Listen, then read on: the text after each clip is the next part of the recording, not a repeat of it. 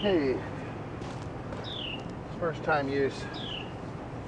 This is the Harbor Freight $20 one.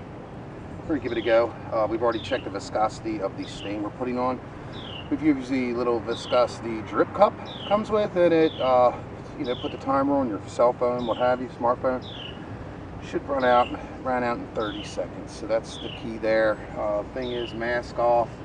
We're gonna do a little bit of trial and error here to get our thing right. We need to adjust this a little bit.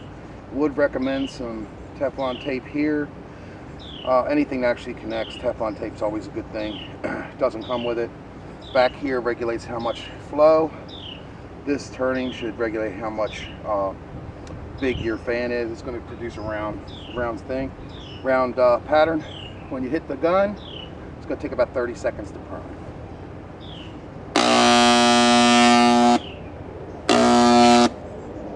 So that'd be a little bit too thick.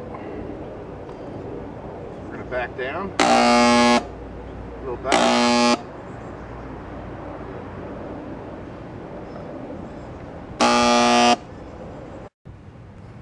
We're good.